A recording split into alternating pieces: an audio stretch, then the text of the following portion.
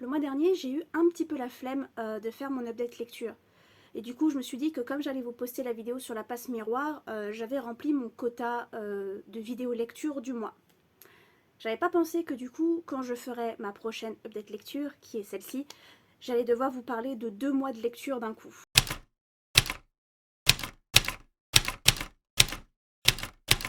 Bonjour à tous, j'espère que vous allez bien, je vous souhaite un bon dimanche et je vous remercie de passer quelques minutes en ma compagnie. Aujourd'hui, on va parler de mes lectures du mois de novembre et du mois de décembre. Nous sommes actuellement le 1er janvier, je vous souhaite une bonne année et je vous remercie d'avoir passé cette année avec moi si jamais vous faites partie des nouveaux abonnés, des 187 nouveaux abonnés qu'on a reçus cette année. Ça me touche énormément. D'ailleurs, en parlant d'abonnés et en parlant de la chaîne, la semaine prochaine, le 9 janvier, c'est l'anniversaire de la chaîne. La chaîne aura 3 ans. Et donc du coup, pour cette occasion, je vais poster une FAQ. Vous m'avez posé quelques questions. Et la vidéo est filmée, elle est prête. La semaine prochaine, vous aurez la deuxième FAQ de cette chaîne. Du coup, est-ce qu'on se mettrait pas tout de suite à parler bouquins? Parce que là, il y a un petit peu de monde à discuter. J'ai lu Les Sœurs Grémillet. Les Sœurs Grémillet, c'est l'histoire de 3 sœurs qui décident de mener un petit peu l'enquête parce qu'il y a tout un mystère autour de leur mère qu'elles ne comprennent pas. Elles se rendent compte qu'il y a une grosse partie du passé de leur mère qu'elles ne connaissent pas, que leur mère n'a jamais dévoilé. Et après avoir fait un rêve plutôt étrange, l'une des sœurs décide que assez c'en est assez, elle veut savoir pourquoi ce rêve l'obsède et elle sent que ça a un rapport avec sa mère et donc du coup elle décide de mener sa petite enquête dans le passé de sa mère. Je conseille aux petits comme aux grands, c'était vraiment très très beau, c'était vraiment très poétique, très très joli.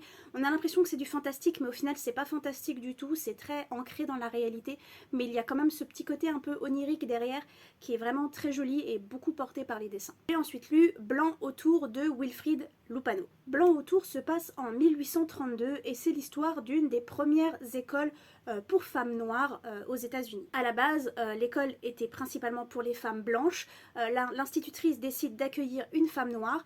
Ça fait énormément de bruit autour. Tout le monde dit que les femmes blanches et les femmes noires ne devraient pas étudier ensemble. Et qu'à cela ne tienne, du coup, l'institutrice décide de virer toutes les femmes blanches et de n'accueillir que des femmes noires dans son école. Ce qui fait énormément de bruit. C'est une œuvre qui s'inspire de faits réels, donc du coup je ne sais pas trop comment la réalité et la fiction s'imbriquent l'un dans l'autre. Ce n'est pas une œuvre écrite par des personnes concernées, à moins que mes recherches aient fait chou blanc et que des noms se soient perdus, mais normalement j'ai fait mes recherches et il s'agit de 2 hommes blancs. Donc du coup je ne peux pas juger de la véracité de ces propos et de si c'est vraiment bien fait. C'est resté une lecture agréable, les dessins sont vraiment très jolis. Maintenant c'était pas un coup de cœur. Voilà, ça s'est lu assez, je l'ai lu assez vite en une après-midi et puis c'était assez oubliable. J'ai ensuite lu Ici se cachent les monstres de Amélinda Bérubé et ça a été un gros coup de cœur. Ici se cachent les monstres, c'est l'histoire de 2 sœurs, Sky et Deirdre. Deirdre est une jeune fille un petit peu particulière, un petit peu perdue dans son monde, qui ne sait plus faire la différence entre la réalité et son imagination, et qui ne grandit pas à la même vitesse que les autres enfants, qui est vraiment bloquée dans son imaginaire et dans le royaume imaginaire qu'elle s'est créé dans sa tête, un petit peu, si vous voulez dire, à la Terabithia. Ça peut avoir un peu des vibes à la Terabithia, mais côté horreur. Le problème, c'est que sa grande sœur Sky, elle n'en peut plus de ce monde imaginaire, elle n'en peut plus de devoir constamment protéger sa petite sœur des autres, de rater sa vie et son adolescence parce que elle est constamment en train de devoir protéger sa sœur et en train de devoir entrer dans les petits jeux de sa sœur. Jusqu'au jour où Deirdre disparaît alors qu'elle était sous la surveillance de Sky. Ici se cachent les monstres, c'est un roman qui se perd entre la réalité et la fiction, qui se perd entre ce genre de choses, qui est assez sombre, assez humide, si on peut dire ça comme ça. Vraiment, quand on le lit, on a l'impression d'être dans les marais, on a l'impression d'être dans cette forêt qui est décrite et qui joue beaucoup sur la culpabilité des personnages et sur un passé, sur quelque chose qui s'est passé dans la vie de Sky et de Deirdre, qui a eu de grosses conséquences sur l'état mental de Sky. Et qui a fait changer en fait ce revirement de situation où elle ne veut plus être la protectrice de sa petite sœur. C'était vraiment une excellente lecture et vraiment ça faisait froid dans le dos et on savait pas trop si on voulait être du côté de Sky ou non, on savait pas trop si Deirdre était vraiment dans son imagination ou si tout ce qu'elle racontait était la réalité ou pas.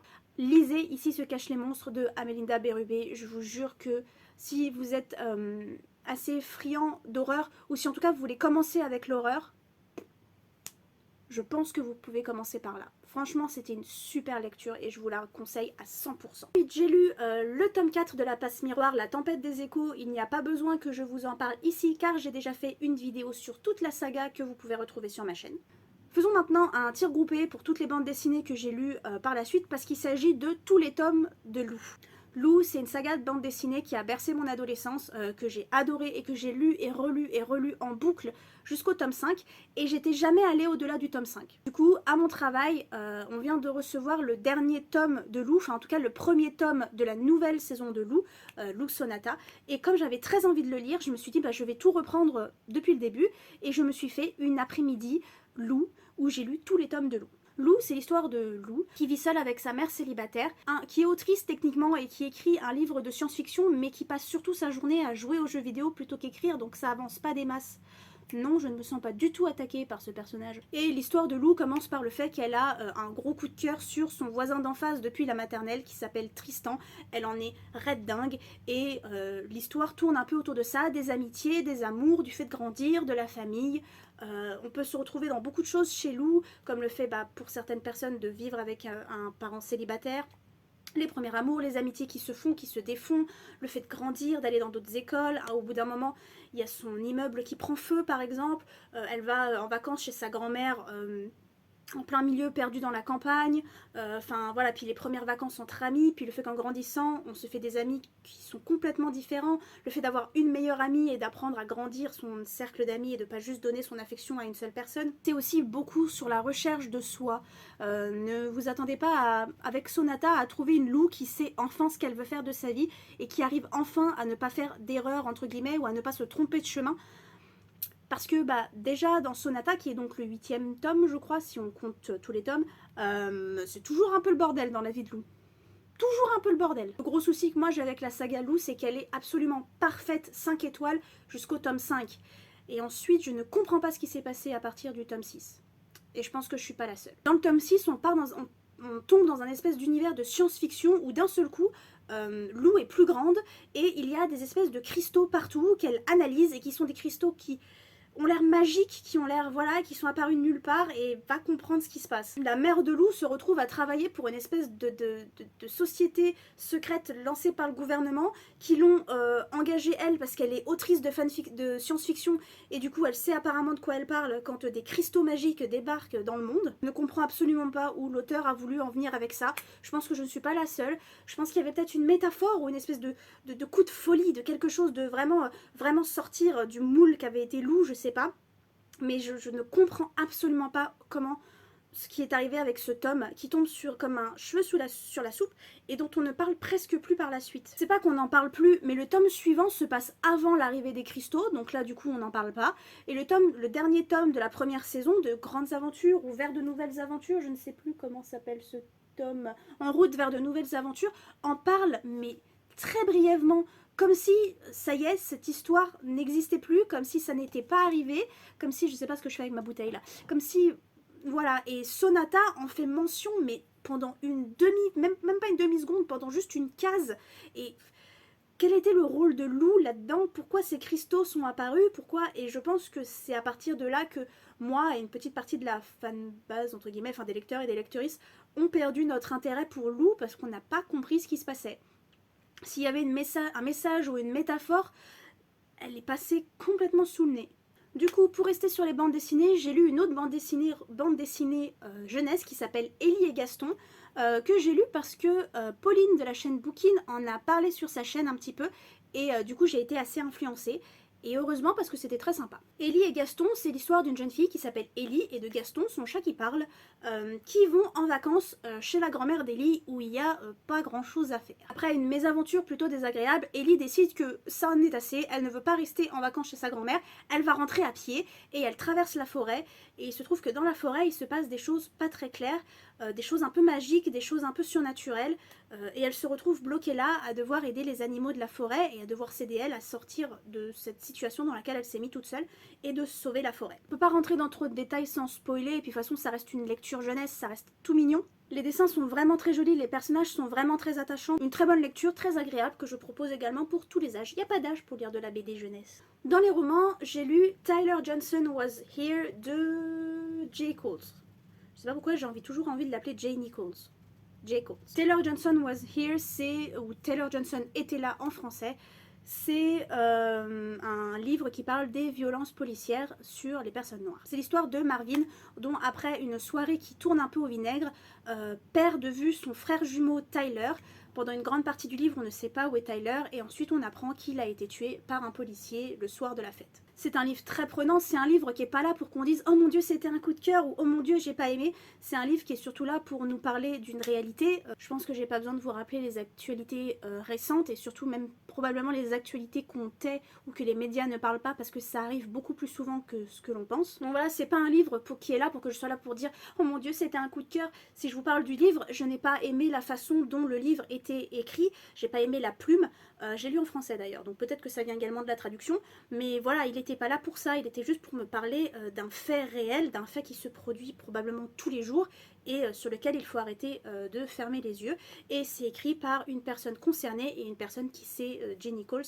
Coles, pas Nichols, J. Coles, qui s'est inspiré de ce qu'il connaît et de ce qu'il a déjà vécu. J'ai ensuite lu Les Abysses de Rivers Solomon. Dans Les Abysses de Rivers Solomon, quand une femme noire, une esclave, tombait enceinte sur un bateau lors du commerce triangulaire, c'est comme ça qu'on appelle, oui, à l'époque du commerce triangulaire, elle était jetée à l'eau.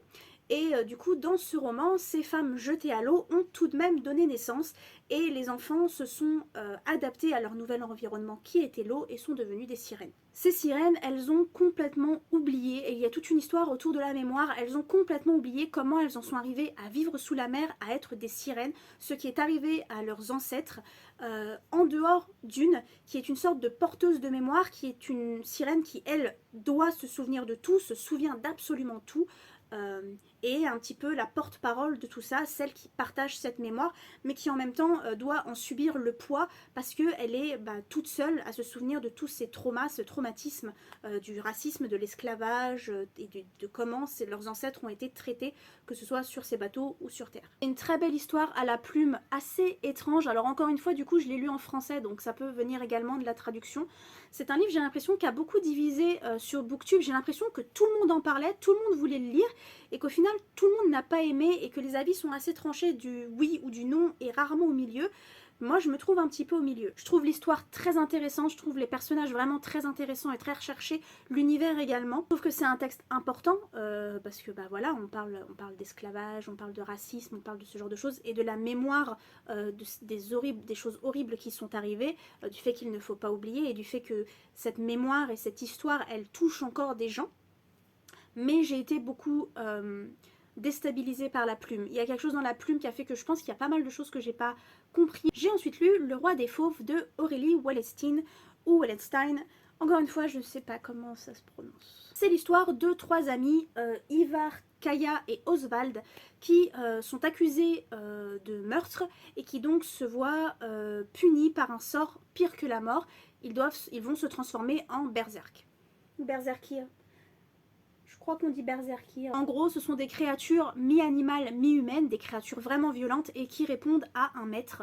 Et le temps que le parasite entre dans le corps et les détruise complètement, ils sont envoyés dans un monde en ruine où pendant 7 jours, ils vont souffrir le martyre, perdre leur humanité, jusqu'à ce qu'un maître revienne les chercher. J'ai mis 3 étoiles parce qu'au final c'était, oui, un bon petit moment de lecture, mais ça m'a pas fait autant d'effet que Mère Morte. Je sais pas si vous vous souvenez, plus tôt dans l'année 2021 du coup, je vous avais parlé de Mère morte de la même autrice qui moi m'avait vraiment impactée. J'avais adoré cette lecture et c'était pour ça que je voulais en découvrir un petit peu plus sur l'univers de cette autrice. Et là c'était pas exceptionnel. Pas exceptionnel, je trouve ça méchant. J'ai passé un bon moment, je l'ai lu assez vite, c'était voilà, mais je me suis pas attachée plus que ça au personnage et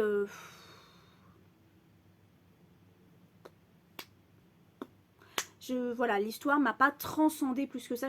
Mais voilà, c'était pas, j'en retiens vraiment pas un souvenir important. Je serais même pas trop capable de vous expliquer trop ce qui s'est passé.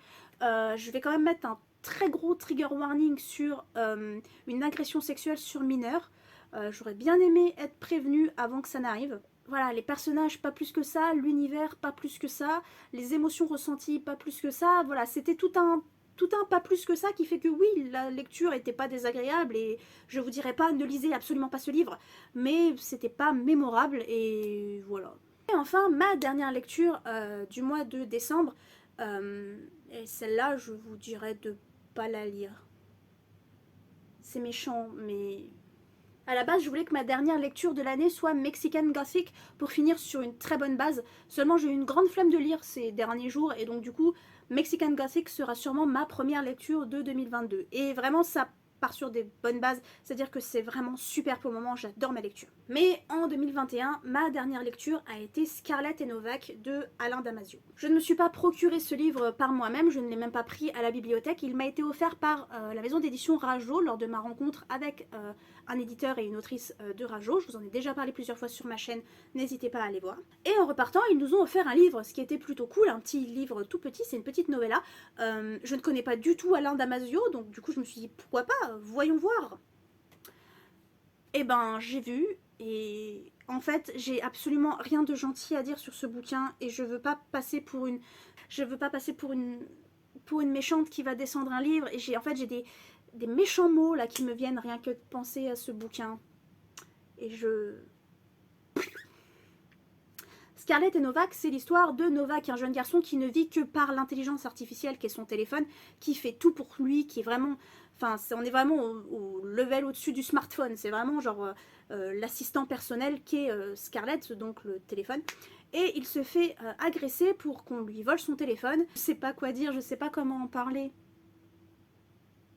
On va commencer par le fait que, aussi accro à mon téléphone je puisse être, parce que je vais pas le nier, si je me fais agresser, moi je donne mon téléphone. C'est vraiment ce genre de novella où il se fait piquer son téléphone, du coup il se sent à poil, et à la fin il se rachète un téléphone, mais il découvre que oh my god, il y a un monde dehors, oh comme le ciel est beau, et comme c'est cool d'aller au musée, je crois qu'il va au musée à un moment donné, et de redécouvrir le monde loin de mon téléphone. Oh c'est méchant le ton que je viens de prendre, c'est horrible, je veux vraiment pas parler d'un auteur comme ça ou de parler d'une œuvre comme ça, sachant que du coup en plus je me base que de ce livre là, je ne sais pas ce que ce monsieur a écrit d'autre. Peut-être ce qu'il a fait d'autre c'est bien, j'en sais rien, je me suis même pas renseignée sur l'auteur donc je peux pas dire, mais vraiment ça c'était une catastrophe, c'était tellement à côté de la plaque et tellement boomer. C'est horrible parce que je sais pas quel âge il a ce monsieur là, je sais même pas quand est-ce qu'il l'a écrit, je sais pas dans quelles circonstances, mais ça fait vraiment genre ouais, un boomer qui te parle des jeunes et de la technologie, et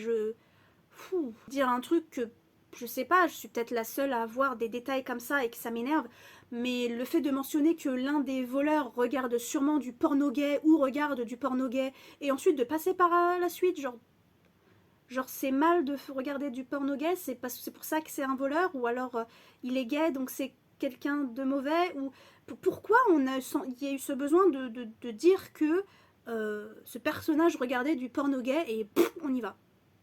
Quel était l'intérêt? Quel message ça voulait véhiculer de dire que regarde, ce méchant il regarde du porno gay? Et c'est tout, on n'en reparle plus. On reparle juste de Novak qui est au bout de sa vie parce qu'il doit donner son téléphone et qui ensuite redécouvre que il y a un monde à l'extérieur. On peut sûrement lire des trucs bien plus intéressants sur la technologie et le fait d'être en effet complètement accro à la technologie, et que en effet de nos jours, et ce sera sûrement pire par le futur, dans l'avenir, on ne saura pas s'en passer. Je suis complètement d'accord, et il y a sûrement beaucoup de dérives et beaucoup plus que ce que l'on connaît nous comme dérives, que oui, que honnêtement je ne peux pas passer une journée sans mon téléphone, je le dis, je ne peux pas passer une heure sans mon téléphone, je suis actuellement en train de filmer avec ce téléphone, et que la première chose que je vais faire après avoir filmé avec ce téléphone c'est regarder mes notifications sur Twitter, mais pas comme ça. Je pense qu'il y a des bien meilleurs textes pour parler de ce genre de choses. Je pense qu'il y a une bien meilleure façon de discuter des dérives de la technologie sans que ce soit culpabilisant et sans que ça donne l'impression de « Oh, ces jeunes, regardez, ils sont prêts à mourir pour leur téléphone et ils ne se rendent même pas compte qu'aller au musée, c'est bien. » Je crois que c'est un musée, je me souviens plus, j'ai vraiment effacé le truc de ma tête.